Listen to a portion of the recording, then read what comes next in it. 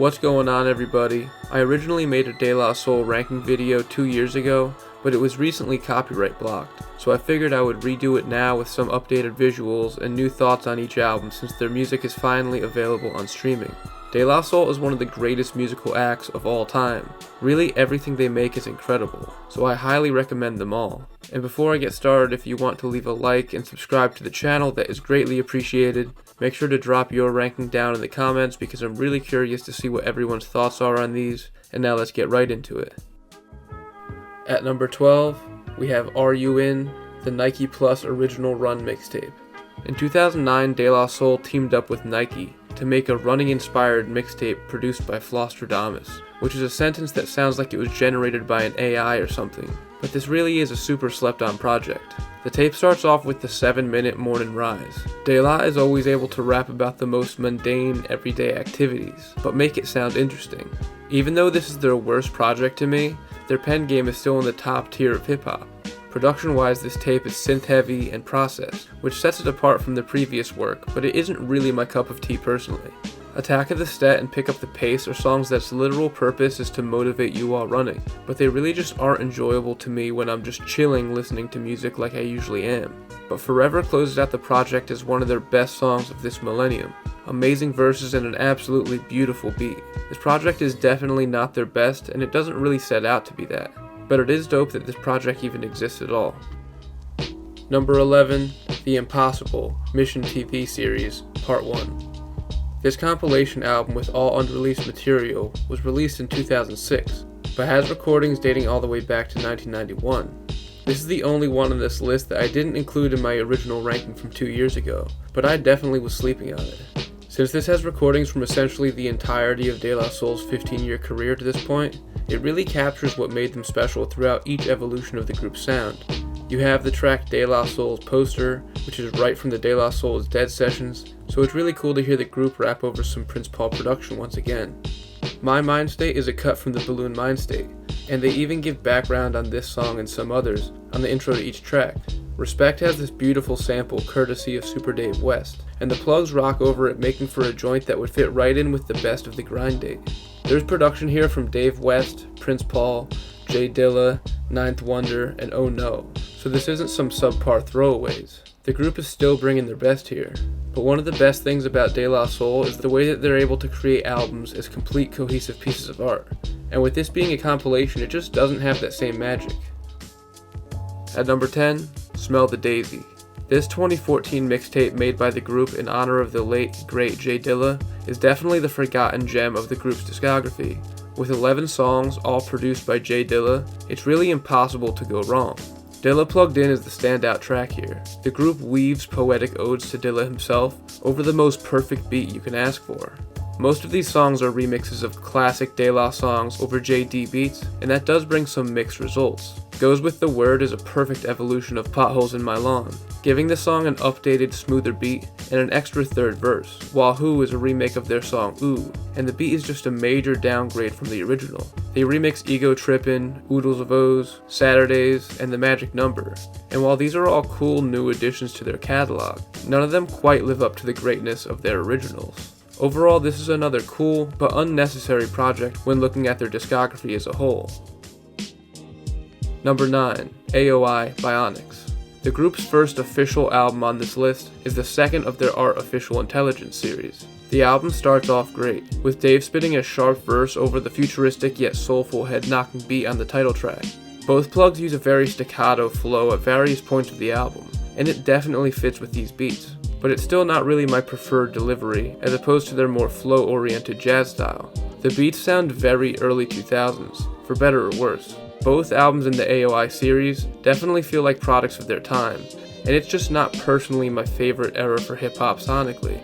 There is some of that trademark De La quirkiness as they rock a Greg Nice flow over a sample of Paul McCartney's Wonderful Christmas Time. The second half of the album falls off a little in quality, until it gets to Trying People, which is their most introspective song on the album, ending it on a really high note.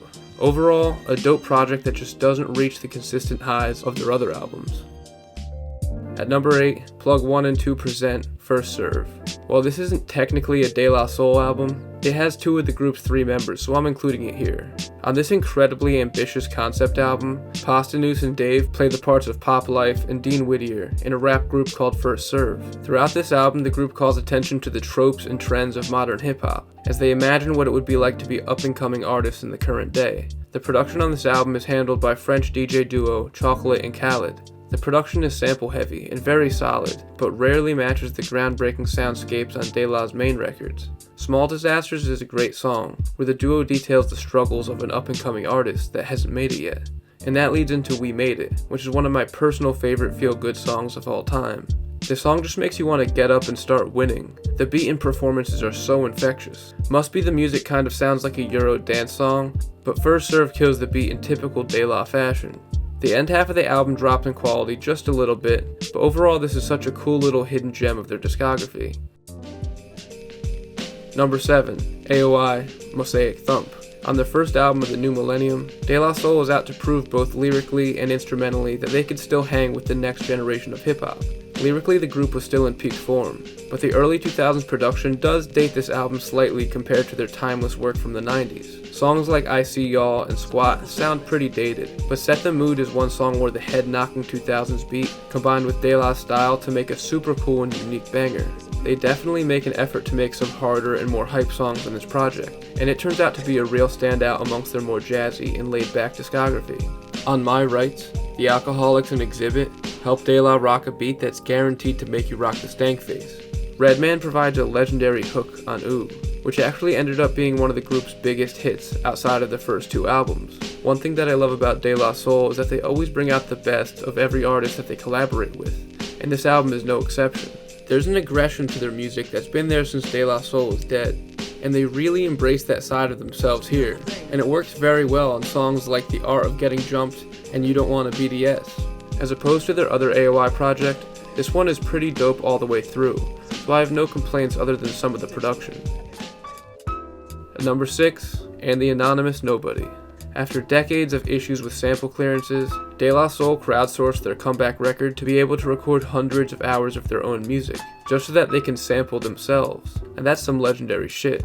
This might be their most creative album yet, pulling from a variety of genres, such as rock, indie pop, and underground rap, making sure that there's a little something for everyone here. Dave starts off the album with royalty capes, essentially rapping in the coolest way possible, saying the kings have returned. Pain is my favorite song on here. The Plugs and Snoop Dogg glide over one of the grooviest bass lines in rap history. Memory of Us has Estelle providing beautifully soft-spoken vocals, while Pos raps about his love for hip-hop. Lyrically, this album is some of their best work in years. Songs like Property of Spitkicker.com and Houdini prove that they can hang with the best out of today's top rappers. In this case, Rock Marciano and 2 Chainz. There are so many different genres and styles incorporated into this album, and it all flows and feels like one cohesive piece. But it is hard for this project to gain momentum for me when it goes from boom bap to rock to ballad within 5 songs. This album is an incredible piece of art, but I feel like I respect this album more than I actually enjoy it, if that makes any sense. Still dope to know that De La can still push the boundaries of hip-hop 27 years after their debut. At number 5, The Grind Date. The Grind Date may be the group's most straightforward release, and that's not necessarily a bad thing either. On their previous projects, their message could sometimes get lost in the quirky and abstract packaging, but this project is just some good old-fashioned boom bap and grown man rap. The future starts off the album with the Plugs letting us know that De La Soul is the past, the present, and the future, as their music is timeless. Much More is a feel-good anthem that boasts that De La Soul provides much more substance than other modern rap acts. The title track is an ode to hard workers, and has a perfect uplifting and bouncy beat, making it the perfect album to start your day off with. Common, Ghostface, and even MF Doom make appearances here, and it all fits perfectly, and adds to already great songs. With this album being the only De La record on streaming for many years, it really had the chance to grow on me, and become one of my old reliable projects, that just always works no matter how many times you play it through. The album isn't perfect. There's a few songs that I end up skipping sometimes, but that doesn't really matter to me. What this album does well, it does as good as any other De La project. And it's kinda crazy to think that De La Soul's 5th best album is still better than most other rappers' best albums. At number 4, The Balloon Mind State. De La Soul's third LP is a jazzier and more mature showing than the first two. The album starts off with the group chanting the balloon mind state. We might go up, but we won't go pop, letting us know that their sound will continue to evolve, but they will never sell out. I Be Blowing is essentially a 5-minute sax solo from the legendary Maceo Parker from Parliament Funkadelic. This solo is over an instrumental that's used again later on the album, on IMIB. The choice to use the same beat is so strange to me, but it works perfectly. The Plugs rap over that beat on IMIB, which is one of their most personal songs ever. That and Break of Dawn are two of the smoothest and most beautiful songs in their catalog. Ego Trippin' is a perfect hip-hop song to me, and my personal favorite De La joint of all time. The beat is effervescent and has so many little intricacies that interact with what the MCs are saying. It's so fun to listen to, and the verses are so memorable too. The duo makes fun of the rising bling and braggadocio era of rap, in a way that only they could. On any given day, this or any of the 3 albums above it could all be number 1. I think the Balloon Mind State has the highest highs of any De La record. Those few songs that I mentioned are truly them at their best, but I think overall the other 3 here take some more risks and really push what hip-hop can be a little more, and that's why I have this one at number 4 for now. At number 3, Stakes is High. On the first album without Prince Paul, their sound continued to evolve sonically. Paul is the main force who brought their goofy and playful energy on the first 3 records, so it's no surprise that the trio is all business on here. They sound a little more serious, a little more conscious, and overall more mature. The production on this album is perfect. It's smooth as butter with the touch of that classic De La quirkiness too. Costanus and Dave are possibly in their lyrical prime here. They perfectly mix poetic, thought-provoking lines with dope quotables, dropping knowledge on every track. De La and Common have incredible chemistry on the cool and based out business, and Dave provides an all-time classic hook and verse on It's So Easy. The title track is a perfect song, where the Plugs effortlessly spit amazing verses over a young J Dilla beat. Every De La album is filled to the brim with dope songs, and most of them have so many tracks that many of them can get lost in the shuffle. When I think about this album, I usually only remember the same 5 or 6 songs, but when I listen all the way through, I'm blown away by how beautiful all of the album's deep cuts are. From Breaks, to Dog Eat Dog, to Long Island Degrees, to Pony Ride. Every single track here is incredible, and Sunshine ended off with a flip of a classic Commodore song, really ending the project on a beautiful note. This is an album that's really grown on me over the years, so I wouldn't be surprised if it was at number 1 someday, but for now, it still caps off the greatest 4-album run in hip-hop history. At number 2, De La Soul is Dead. On their sophomore LP, De La picked up right where they left off, but here they were out to prove that they aren't the soft hip-hop hippies that people thought they were. Sonically, the album is pretty similar to their debut, but their lyricism is much deeper and has an added maturity to it.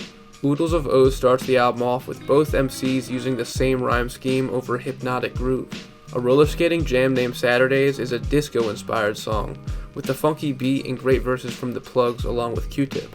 And they somehow make a song about picking up girls at Burger King sound intriguing and dynamic on Biddies in the BK Lounge. Also, I can't fail to mention that Prince Paul's production on this album is top-notch, as expected.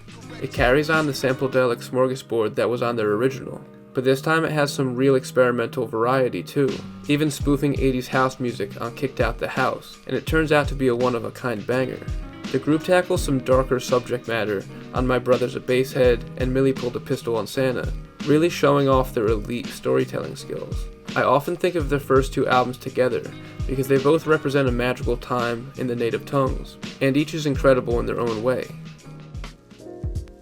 And the number 1 best De La Soul album, in my opinion, is 3 Feet High and Rising.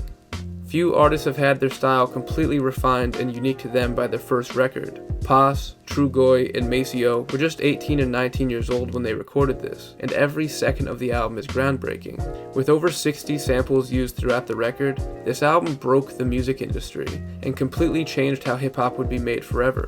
I mean, they literally invented the album skit on here. The beats on this record are beautiful and soulful, and the rhymes are incredibly intricate, while still feeling lighthearted and fun. The Magic Number, I Know, and Me, Myself, and I are some of the best and most accessible rap songs of all time, that even my grandparents would love. These songs are timeless. They honestly could have come out in the 60s or 70s and fit right in with the music that Funkadelic was making, and it still sounds fresh and unlike anything in 2021. Treadwater, Potholes in My Lawn, Plug Tunin', Buddy. I can go on and on about how many great songs are on here. While songs like Jennifer Taught Me and Can You Keep a Secret are just plain weird, it all feels true to who these guys are. There's over 20 songs on this album, and I love every second of it. To this day, I still don't think we've heard anything quite like it, and I don't think we ever will.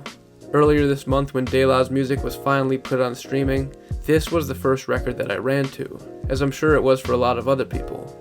And when I was listening, I got chills. Throughout the whole thing, I just had the hugest smile on my face, because it made me so happy that so many more people were going to be able to hear this album now. There's some kind of magic in the DNA of this project, and it's one of the best hip-hop albums ever made. Thanks for watching, everybody.